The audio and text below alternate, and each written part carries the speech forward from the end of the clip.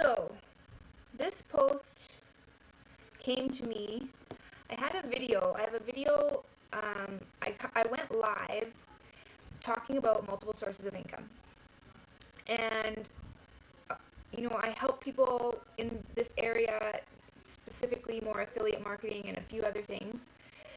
And I had someone comment on my video that I look like a hustler or something because I'm talking about money, and then when you look behind me, like, our house isn't super fancy. So I thought this is a really good opportunity to talk about money and how to spend it, where to spend it, what we're doing, and just because there is a lot of fakeness that goes on social media. There's a lot of pretending, even just average people. Facebook and social media, Instagram, it's the highlights of your life, right? So you can get a really false sense of who people are, and you always want to put your best foot forward. Selfies are usually touched up, or you're using a filter or whatever, and you're not necessarily seeing what's really true, what's really realistic, and even some people, they go and they rent a really expensive car and do some nice photo shoots and put it up and pose as something that they're not. So, and I thought, am I doing that? Am I putting myself forward in a way that's not true and real? So I thought, okay, I would love to be really transparent and just explain some of the choices that we have made with our finances, with where we put our money, where we chose to live, the kind of house that we chose to live, and give you a behind-the-scenes look at our house and what we're doing and what our plans are. And maybe it will help somebody as you're looking at this. Sometimes this whole wealth building and investing and what to do and how to do it can be really confusing and really overwhelming. You don't know where to start. So this home, we lived in our other house. We bought our first house when Adon was just a little, maybe 1 month old, and so we lived there for 5 years, and it was a wonderful little home that was very dear to my heart. My Honora was born in that house, and literally in the house, in the living room. And so it definitely is it has a special place in my heart for sure. And then we found this home when, in a bit of a pinch actually. We had looked at buying a different house and then put an offer in. It was accepted, and then our other house sold really fast with a really quick possession date. And then the other house fell through because we had an inspection, and there was a bunch of stuff that we weren't super excited about, so we backed out of it. And so we had a month to find somewhere to live because it was a little bit of a scramble. But we drove past. We actually looked at a house like this, or we were looking at a house down the street from this one. We went in, and it was the kind of falling apart and crumbling in the basement a little bit, and our realtor was like, I just can't honestly say that this is a good house for you to buy. And so I was really bummed because I really liked this street. And so then we started driving, and I saw that this house was for sale, and I thought, I need to go look at it. And when we walked in, it was almost an instant feeling of this is where I want to live. So I'm going to show you our house, and I'm going to show you why it looks like Grandma's trailer, because I'm always doing my lives and stuff from this office. This is Grandma's house, and we actually did that on purpose. And the reason is because we did look at the possibility of doing a new build, but there's actually a lot of headaches that go with it. And honestly, this house was incredibly solid, and we like the location. And then we're going to renovate it into the house that we would really love to live in. And it's financially something that we can do over time. It helps to spread that cost out over a few years, make it exactly how we want it, and increase the value of the home, and save us some money as well, so that we can put that money into other things, which I will explain a little bit more. So now I'm going to give you the view of Grandma's house. I wonder, can I switch? So this is our home, and I'm going to make this quick. All these guys making all kinds of wonderful messes, and Nora dumped out the straws. And this is why I really fell in love with the house. You want to do it, Nora? Was because of this. It backs onto a golf course. I want to do it. Okay, well, you can help me, okay? And I grew up in the country, and so seeing wide open space was just something that I really liked. Yeah, mommy's gonna do it. Okay. And yeah, like, we aren't doing anything in this wallpapery grandma's house. Look at the chandelier, everything, because we are eventually planning to completely knock out everything, and there's no point. Yeah, and fixer uppers is great. That's so right, Andrea. And you know, it's something that we didn't want to buy a house that had somebody else's rentals. We wanted it original. This house was built in the 60s, incredibly solid home. And so this is exactly what we wanted, so that we can make it our own. And it also is something that, you know, I'm going to take you upstairs here. I'm really giving you the full view. And we got rid of like all of our furniture when we moved to this house. We have both the kids. We're just literally sleeping on mattresses on the floor. See, look at all original stuff. This is the bathroom. There used to be a family, they're actually entrepreneurs. They owned a bunch of franchise. Huge closet here. Another spare bedroom there. This room, honestly, I meditate in here. Not much going on in there. And then our bedroom, again, mattress on the floor. We're not putting money into things right now that we consider, you know, not going to give us a return. Right now, our money is going into things that will build us more money. And then we have this nice little deck off of our room. I can sit up here. It's still a little bit chilly out, but I'm really looking forward to when it warms up. I'm going to come out, drink coffee in the morning in here, and it's going to be awesome. So that gives you an insight into our home. And it is not $1 million home. It is not fancy and schwanky, and you know, I don't want to kind of go online and pretend that we're doing something that that we've got everything completely all figured out and all put together nicely. But there's a reason for that. And, you know, we could have gone and bought a brand new home in a nice neighborhood that you move in and everything was done. The wallpaper is, you know what, it could be, some houses have something similar that are new, but most of our income would be going into paying for the mortgage, for the taxes, for the expenses, for everything for that home. And it has only been a few years, like 3 years, since I started my own business, and it's become quite successful. And we've put money into different sources of income that are producing for us. So, you know, Erma and I both come from the non-wealthy backgrounds. So we've really started from ground zero. There hasn't been like money for us to just start with. We had to put ourselves through school. We always had, you know, nothing was handed to us. So as we have moved forward, we've really been building from the ground up. And money has been something where we have been utilizing it more in areas of growth. So instead of having 2 brand new vehicles, instead of buying that brand new home, instead of furnishing it with having all this brand new furniture, we've gone to Bob Proctor events. You know, we've gone and invested in training courses. I like thousands of dollars and put it into to learn marketing, to learn like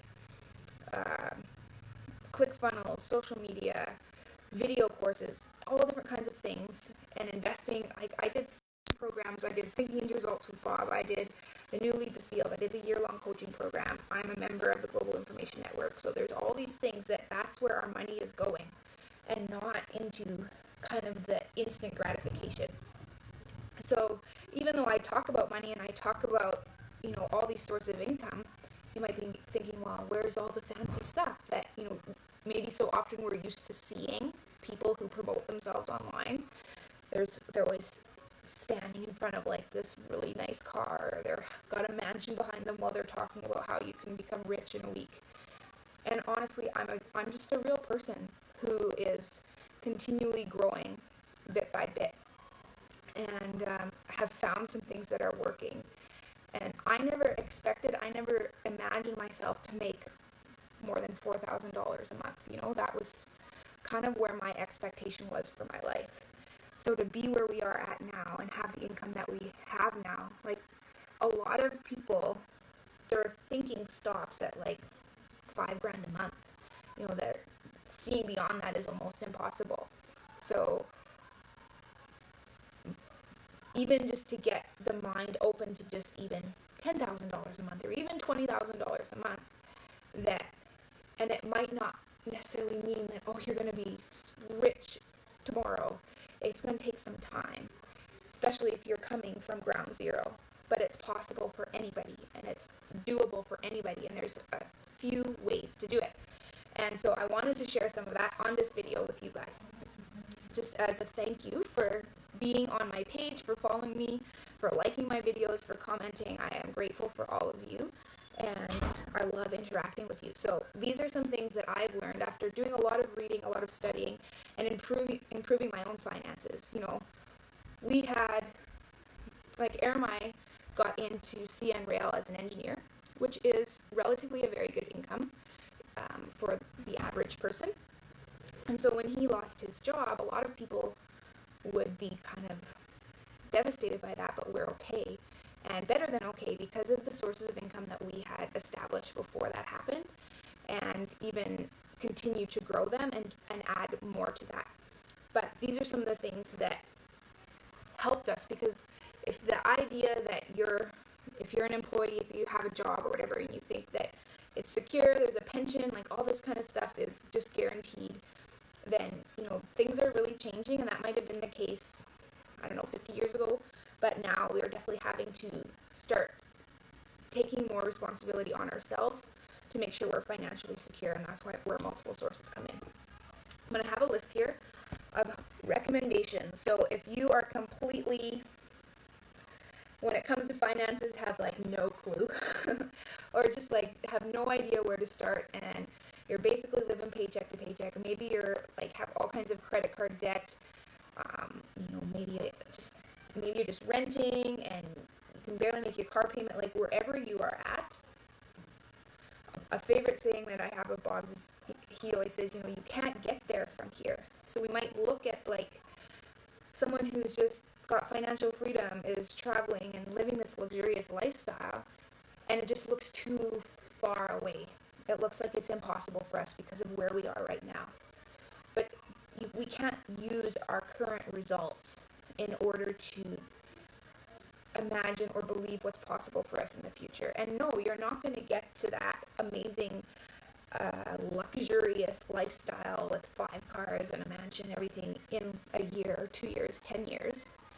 But if you start doing small things every day to change what you understand, to change how you know, your daily habits, it is something that is possible for anybody, honestly, in their lifetime. But if you never make a change, or you never take a small step, or never do something a little bit different, then you won't be any better off in 10 years from now. So a saying that, you know, Warren Buffett was asked, your investing strategy is so simple. Why doesn't everybody just follow it? And he said, because nobody likes to get rich slow. And that is so much the issue that we have nowadays, is we're so used to things being so fast. You know, the internet connection, fast food, Amazon now can deliver in like a day, like just, everything is just so quick. So if something takes a bit longer, we tend to shy away from it. We don't want to think about it. We don't want to put energy into it, because we, you know, just the idea of like, well, this is going to take me 5 years, it doesn't seem worth it to us. But if you put it into perspective, that if you don't do something, if you don't make a change and start doing incremental things, then in 5 years you won't be any further along. Okay, go see Daddy, okay? You want to sit with me? Okay. I'll be there in 1 minute. Okay? I'll be there in a minute. So the other thing, the first thing I would really encourage you in terms of financial education, building long-term wealth, is to look up T. Harv Eker. And he has a money jar system, but even like he has a few hour seminar. It's on YouTube. You can look at it and learn from him. And he says this is really the key. Any money that comes in, you have to pay yourself first, which is intuitive to a lot of us. We think, well, life just revolves around making sure your bills are paid, and that anything after that kind of it's secondary, but bills being paid are priority number one. But you will never get any further ahead if all your money is just always going into all your bills. So first thing is to pay yourself first. And you need to take 10% of your income, put it into savings. 10% goes to investments. He calls it your Freedom Forever Fund. So that money you need to be setting it aside so that you can then take that and put it into something. Maybe it goes towards a down payment on a rental property. Maybe it goes into investing in stocks or some kind of thing to get your money to start working for you instead of it always being gone before it can actually do anything for you. And then 10% needs to go to education. How are you going to get any further ahead? How are you going to make changes if you're not learning, if you're not growing, if you're not reading books, if you're not going, seminars are really important. Going and meeting new people and expanding your mind is really, really important. So take that seriously. Taking that money and investing in yourself, that's a non-negotiable. And then this is also really important. Take 10% and put it into a play. So my checking account, I do it all online, or my bank account is all online. And I've made all these different checking accounts or saving accounts that as soon as my money comes in, I calculate and divide it all into these different categories. So 10% goes to play because you need to live your life. You need to enjoy life. It's not just all about pinching every penny. There's a balance, right? You can't just go and never enjoy anything. So sometimes we need to dedicate that money. Some of us, it's because we don't ever spend money on ourselves, and some of us because we spend all of our money on different things, like going to movies and eating out and all that kind of stuff. So if you have a set amount for that, then it really helps to bring some clarity on that spending. And then the other one that's really, really important is giving. And this is because, and it's very interesting, anybody that is super successful and wealthy, you're going to see that they do this. And it has to do with the law of receiving. There's all these physical laws. There's also spiritual laws. We have the physical law, like for example, of gravity. There's spiritual laws, and one of them is the law of receiving, that what you give out comes back to you multiplied. So, but you have to give before you receive. And so it's really, really, and this is biblical, comes from all different kinds of religions, and it comes just from, even if you're atheist, this is a law that just is how things work. So you want to be giving. The attitude's important, though. You don't want to be giving begrudgingly, because that's not going to do any good. Give freely and joyfully, and when you do give, that comes back to you in different ways. Maybe, usually not from the source that you give it to, but in some other way.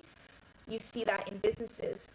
Bob Proctor, I just listened to the Paradigm Shift 2 weekends ago, and he told the story that his business was, they always gave, any money that came in, they gave 10%.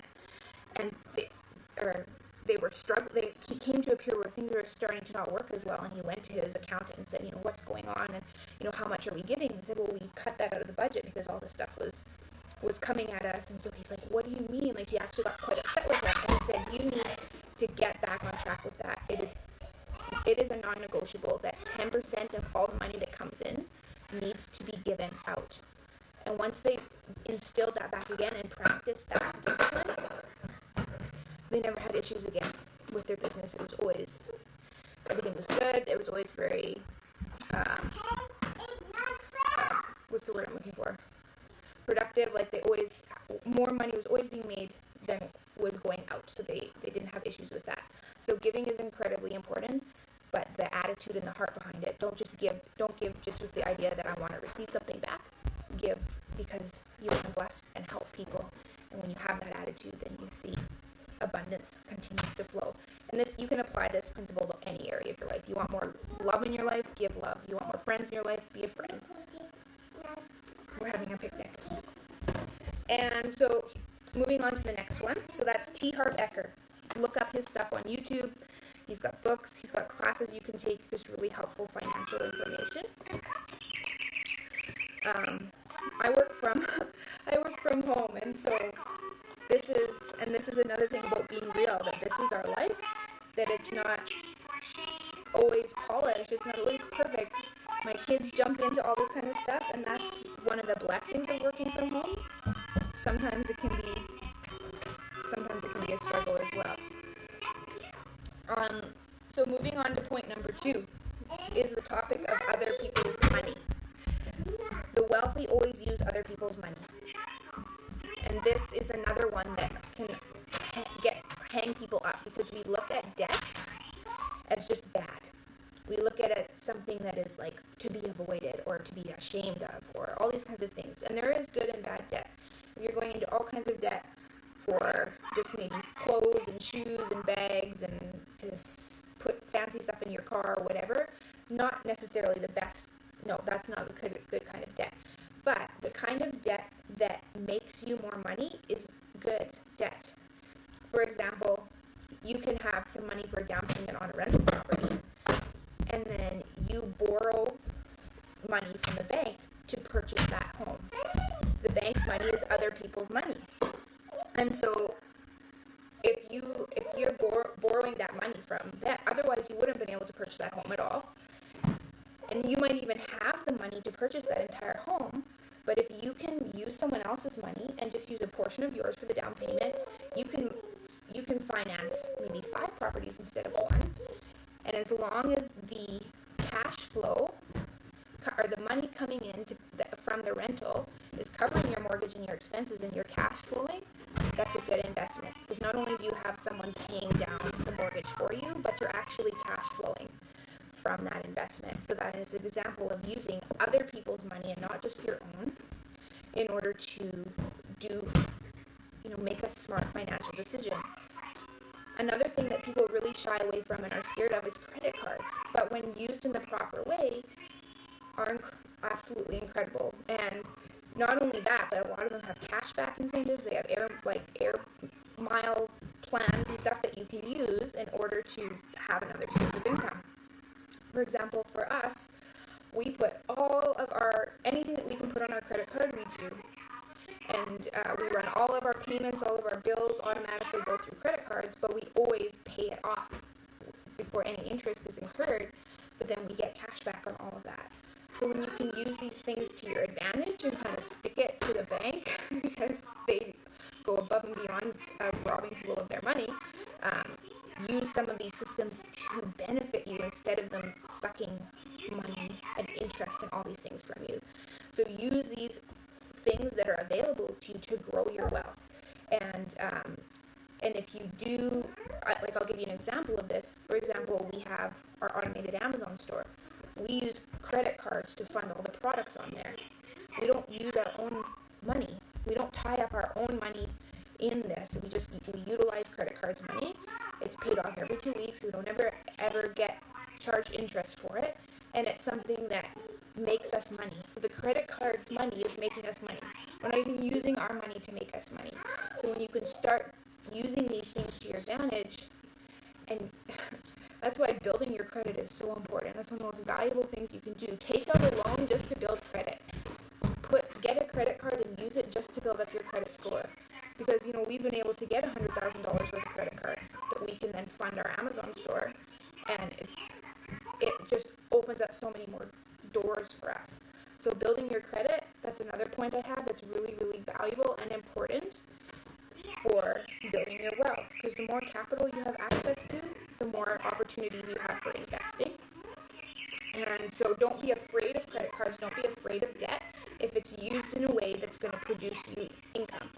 So another book that I strongly recommend that you get is Rich Dad, Poor Dad by Robert Kiyosaki. And he talks about these different concepts of assets versus liabilities. So most poor people have a whole lot of stuff in their liabilities column and nothing or very little in their assets column. An asset is anything that's going to increase in value or give you some kind of cash flow. So a car is a liability unless you're somehow making money with your car. But a rental property, for example, would be an asset. An Amazon store would be an asset. Your own business would be an asset. clothing, anything that decreases in value is a liability. So that is another reason why we live in the home that we live, that we haven't bought that 800, 900,000 brand new house or more. We've bought a less expensive house that we will renovate over time so that we have more money available to go into assets instead of putting it all into liabilities. And 10 years down the road, sure, we have a nice house and really nice furniture and a nice car, but what if all of a sudden our income source was gone, like our one job was gone or something? We have to give it all up anyways. So taking the money that you do make and reinvesting it into more assets so that you get to a point where there's so much cash flow, there's so much money coming in from these different areas that you can buy a car cash, you can pay for your house cash. Like, it's that money no longer is an issue, but delaying that instant gratification of having all the pretty things right away in order to set yourself up for long-term stability. And so that's another reason. And if you've just jumped on, you can go back and see I gave a tour of our house because I got accused of being like a scammer or a hustler because I was talking about money and building wealth, and then I look like I live in grandma's trailer. So I did earlier in this video, I went and gave a tour of our house and talked a little bit about why we chose this home and, financially why it's a smarter way to go about it instead of just maxing yourself out with buying all these lovely new things that are really fun to have, but aren't necessarily the best choice for you financially. And then the last point that I have, that for building your wealth and for a really smart financial decision, is to own your own business. And the reason, obviously, and this is another thing you'll learn about in Robert Kiyosaki's book, Rich Dad, Poor Dad, is most people are in the employee sector. A few people are, some people are self-employed, but self-employed is basically just owning a job. You're still trading your time for money. Then we move to a business owner, so where you can eventually get to a point where even if you backed away from your business and you weren't physically present, it would still be making money for you. And then we have the investor. So there's 4 types of people. And so you at least want to get yourself into the business owner sector because the tax laws favor business owners. Okay, thank you. And sometimes it's not necessarily always how much money can you make, but how much money can you keep. So for example, if your income is over, like in and around the 100,000, 150,000 mark, like you're paying, in Canada at least, you're paying like 40,000 or 40% or so in taxes.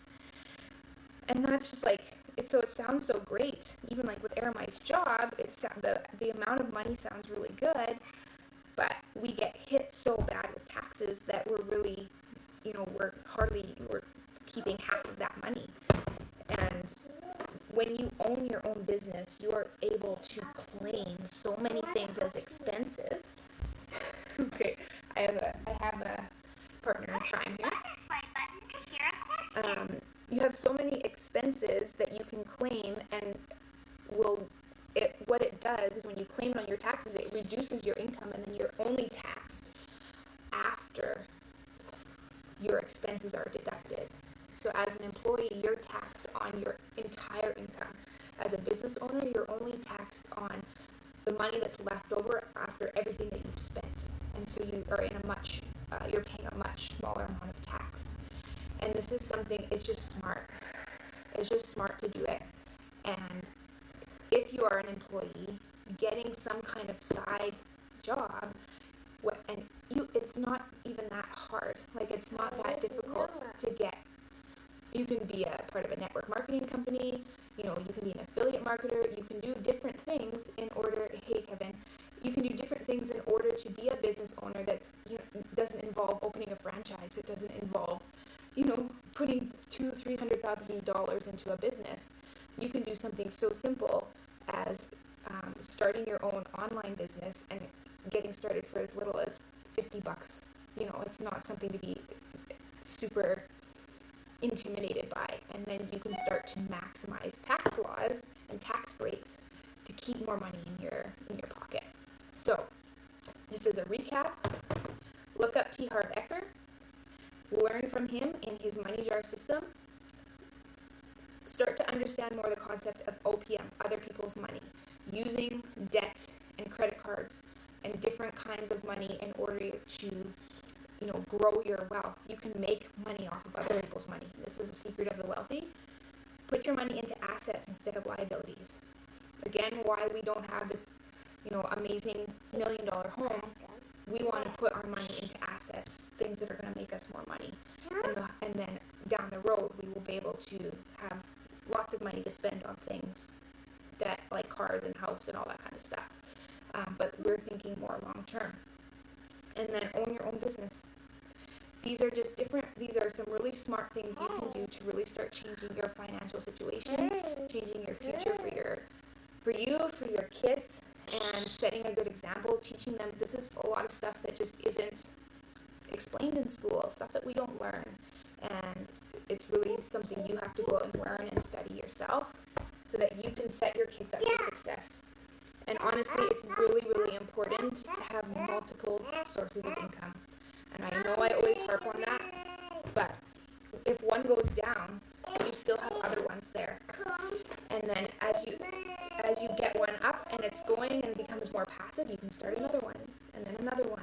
And before you know it, you have all these different streams of income that are coming from all these different places, and really, they all flow to your bank account. And it's wonderful, and it gives you that freedom that most people don't even believe is possible. And that when you see people that are traveling and doing all these things, you're wondering how in the world are they doing that? That's how they're doing it. They've got automated sources and they've got passive sources so that they're making money even while they sleep, right? So I hope that helps. I hope that gives you some insight into our life and the choices that we've made, and the joys of working from home with these little ones makes life interesting, but it's our choice and we have the freedom to do that. So I'm always here for questions, and if there's other things that you want to learn or understand more, just reach out to me and I'm happy to go live about them or discuss them in more detail. So thanks to everyone who's been on here and enjoyed the entertainment here with Nora and her little picnic basket and her music and her very stylish sunglasses. And she always enjoys getting on these. She loves to be in front of the phone and the camera, so it's no wonder that she's here with me right now. So thanks again for hopping on. Have yourself an amazing evening, and we'll see you on the next live.